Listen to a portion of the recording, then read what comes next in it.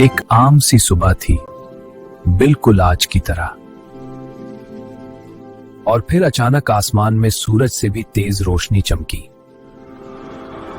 ये कोई आम रोशनी नहीं थी, ये जोहरी धमाके की पहली निशानी थी।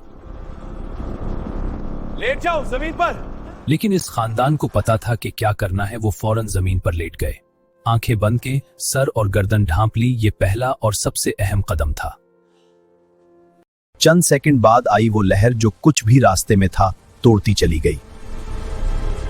लेकिन वो जानते थे कि अभी खतरा टला नहीं, इन्हें मजबूत इमारत के अंदर जाना था। वो तहखाने में पहुंच गए। कंक्रीट की दीवारों के दरमियान ये सबसे महफूज जगह थी। बाहर अब ताबकार गुबार गिर रहा था, वो पोशीदा कातिल जो नजर नहीं आता। उन्होंने फौरन तमाम दरवाजे और खिड़कियां बंद कर दी। वेंटिलेशन भी। जल्दी करो, हर चीज बंद करो। Windows और vents bottom step। पहले 24 घंटे ये वक्त सबसे ज्यादा खतरनाक था। वो अंदर ही रहे। पहले कपड़े बदल लेते हैं। पुराने कपड़े इस थैले में डाल दो। जी अब्बा। हाँ माँ। साफ कपड़े ले लो। फिर साबुन से अच्छी तरह नहाए, नाक और कान भी धोए और साफ कपड़े पहन लिए।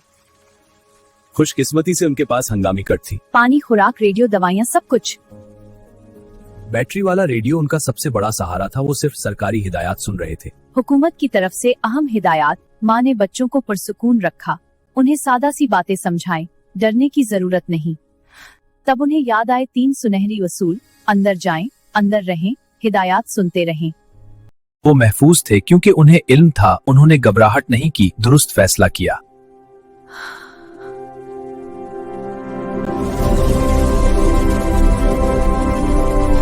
ये पैगाम आप तक पहुंच गया, आप उसे आगे भेजें, हो सकते हैं किसी की जिंदगी बचा दे।